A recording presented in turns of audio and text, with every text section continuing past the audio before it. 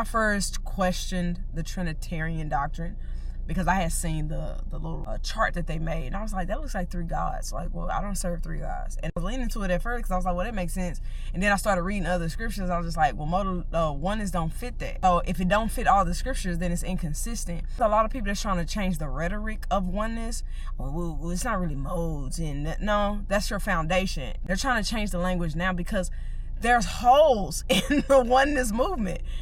And if you're trying to change your rhetoric now, that means your foundation was wrong. And if your foundation is wrong, babe, just take a humble seat. But anyway, so here's some of my notes that I kept. The Trinitarian doctrine was talked about in the early church centuries before oneness. Trinitarian's theology, right, the terminology and stuff, got kind of solidified in the 300s. Why did the language get solidified? Because you had someone in the 200s that was talking about modalism, because that's where oneness came from.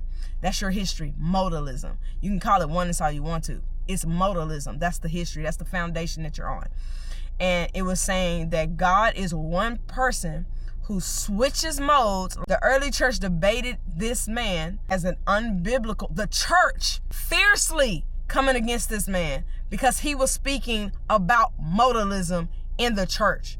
Oneness later repackaged it as a Pentecostal language. That's why the term Trinitarian even came into place, because they was like, well, let's coin it with a term so people will know that we're not with this foolishness. This is what the church has established from the beginning. Oneness didn't start till the 1900s. The oneness Pentecostalism emerges a new revival movement, borrowing the modalist skeleton. That's your foundation, modalism. So you cannot say you're oneness and say that you're not a modalism person, because that's your foundation. If you reject it, you're not oneness. You can't try to fix it because you want to stay with this crowd. I don't think I'm pointing nobody singularly out. We all struggle. We struggle with shifting. It's just I learned not to do that a long time ago because of the foundations of where I came from, the history. I came from cults.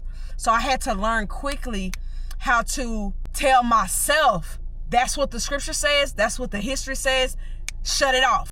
It says it, therefore it is. Otherwise you'll say, well, I'm gonna keep this and I'm gonna keep that, and you'll start nitpicking scriptures. I did the research, and a lot of people haven't, and if they'll just admit to it, they know they haven't. They just like certain teachers and they leaned into what they say. That being said, God bless you.